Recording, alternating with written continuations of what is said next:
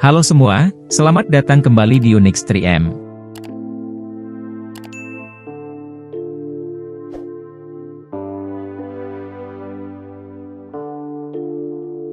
Di tengah pegunungan yang menjulang tinggi di Asia Tenggara, di antara lembah-lembah yang diselimuti kabut dan hutan-hutan rimbun, terdapat suku Aha, sebuah suku yang menjadi penjaga warisan masa lampau yang tidak tergoyahkan. Mereka adalah penerus dari sebuah tradisi yang telah berlangsung selama berabad-abad, hidup selaras dengan alam dan mempertahankan kekayaan budaya yang tidak ternilai. Setiap hari, matahari terbit membawa cerita baru bagi orang-orang Aha, di mana rumah-rumah bambu mereka berdiri dengan kokoh, seolah berbisik kepada dewa-dewa. Dengan pakaian tradisional yang penuh dengan warna, mereka menari dalam irama kehidupan, yang telah diwariskan dari generasi ke generasi, sebuah tarian yang mengungkapkan kegembiraan, kesedihan, serta harapan. Di setiap simpul kain, dan di setiap pola yang diukir, tersembunyi kisah-kisah dari masa lalu yang masih terus bergema hingga hari ini, mengingatkan kita pada kekuatan dan ketahanan suku Aha yang sangat luar biasa.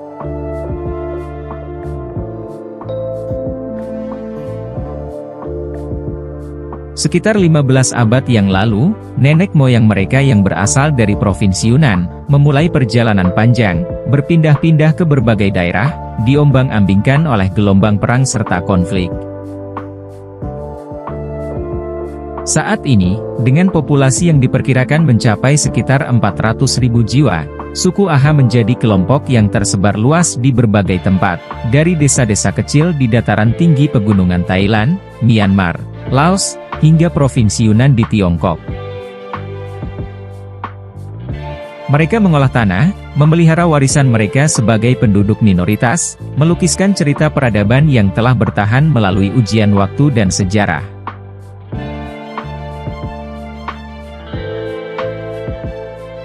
Sebagai pemelihara spiritual yang telah menyala sejak zaman nenek moyang, tradisi suku Aha tidak diturunkan melalui goresan pena pada kertas, melainkan melalui kata-kata yang diucapkan dari bibir ke telinga, dari satu generasi ke generasi berikutnya. Meskipun mereka dikenal dengan agama-agama besar seperti Kristen atau Buddha, namun sejatinya, orang-orang Aha tetap setia pada kepercayaan leluhur mereka yang mendalam. Mereka tidak hanya menjalankan ritual sebagai formalitas, tetapi sebagai ekspresi iman yang tulus kepada roh-roh yang mereka percaya akan membimbing, serta melindungi mereka dari segala rintangan. Desa-desa suku Aha berdiri sebagai saksi atas perpaduan antara masa lalu yang agung, dengan masa kini yang dinamis. Struktur desa mereka adalah cerminan dari kehidupan yang berakar pada tradisi, namun tidak lepas dari sentuhan modernitas. Dengan arsitektur yang bervariasi, mulai dari rumah rendah yang sederhana, berdiri dengan kokoh di atas tanah, hingga rumah tinggi yang elegan, terangkat di atas panggung kayu, setiap sudut desa Aha adalah perwujudan dari adaptasi dan ketahanan.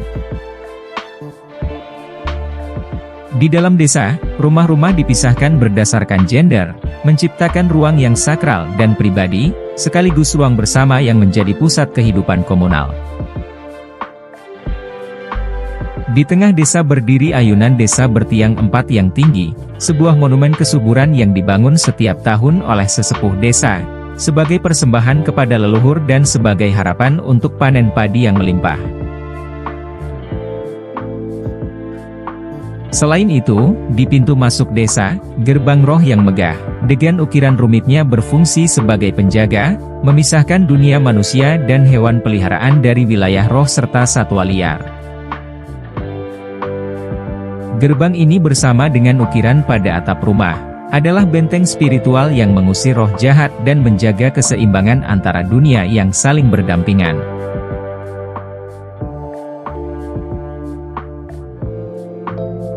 Pertanian bukan sekadar mata pencaharian biasa, melainkan telah menjadi nyawa yang mengalir dalam setiap aspek kehidupan mereka, sebuah tradisi yang diwariskan dari generasi ke generasi, dengan penuh cinta serta dedikasi.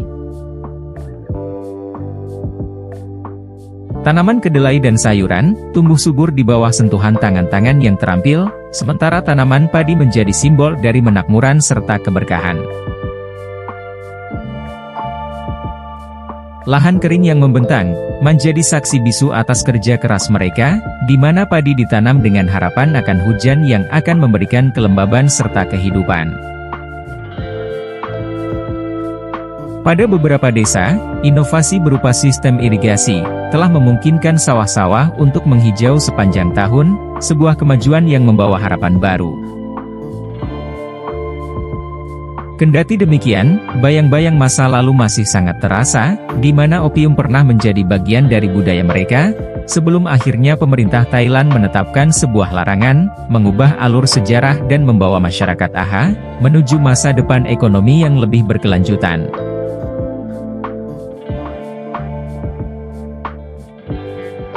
Bagi masyarakat AHA, tanah bukanlah komoditas yang diperjualbelikan di pasaran.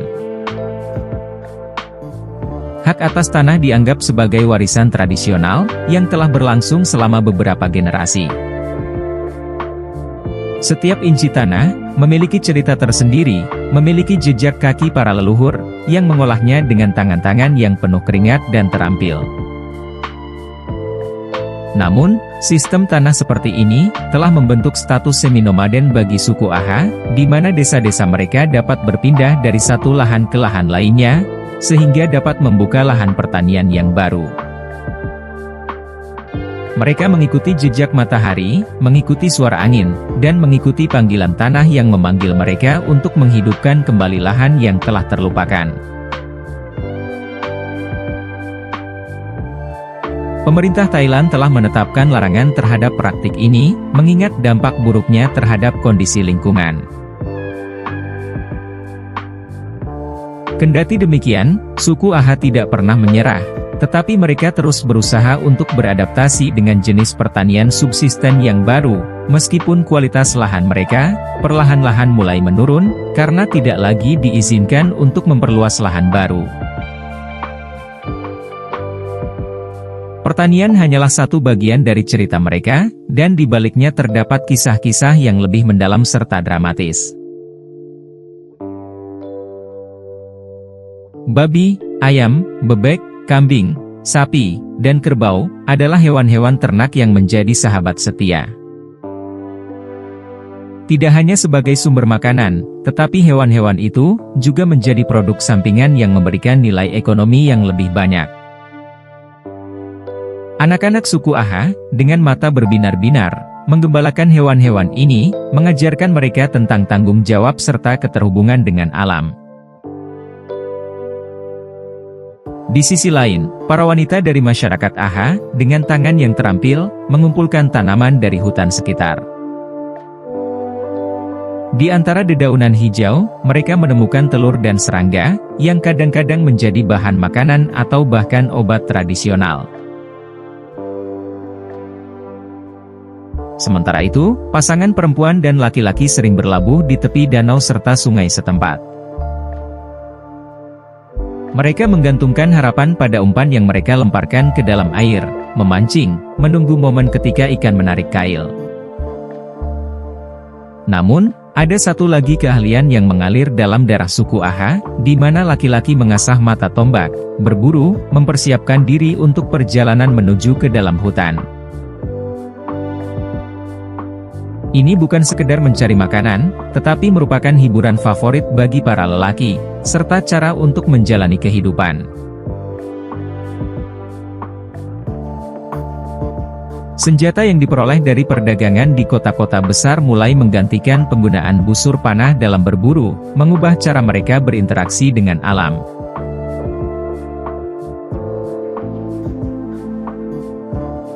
Bagi suku AHA, pernikahan bukan sekedar ikatan dua insan, melainkan sebuah tatanan sosial yang mendalam, di mana poligami diperbolehkan, dan pernikahan bisa bersifat endogami atau eksogami. Dalam adat istiadat ini, orang yang memberi istri dianggap memiliki kedudukan yang lebih tinggi, sebuah simbol status dan kehormatan yang terpatri dalam budaya mereka. Namun, terdapat juga kepercayaan yang menggema dengan nada yang lebih gelap serta dramatis, di mana kelahiran kembar dianggap sebagai gangguan roh pada urusan manusia. Anak yang lahir kembar dalam pandangan mereka merupakan simbol dari alam hewan, bukan alam manusia. Tradisi yang kelam pernah menghantui masa lalu mereka, di mana nyawa-nyawa kembar tidak berdosa ini justru diakhiri sebelum sempat melanjutkan kehidupan. Meskipun zaman telah berubah dan pemerintah berusaha menghapus praktik ini, tetapi bayang-bayang masa lalu masih sangat terasa di beberapa sudut di negara Laos. Selain itu, kematian memiliki aturan tersendiri, terutama jika disebabkan oleh hewan buas seperti harimau. Kematian akibat hewan buas ini dianggap sebagai tanda buruk yang membutuhkan perawatan serta penguburan dengan cara tersendiri.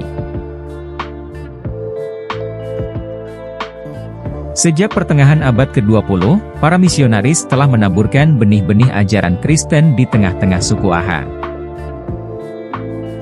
Desa-desa Kristen yang terpisah mulai bermunculan, didukung oleh dana misionaris, menjadi keyakinan rohani yang menawarkan pandangan dunia yang berbeda.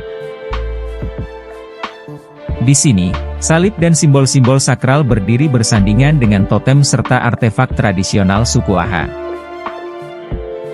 Meskipun banyak di antara suku Aha yang dianggap telah berpindah agama oleh para misionaris, tetapi kenyataannya hal ini justru lebih kompleks.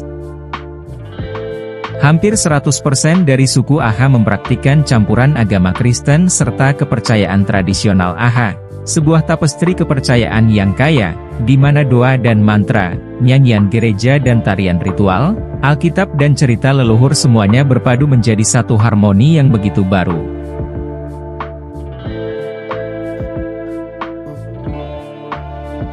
Terima kasih telah menonton, jangan lupa like, komen dan subscribe Unix 3M. Sampai jumpa di video selanjutnya.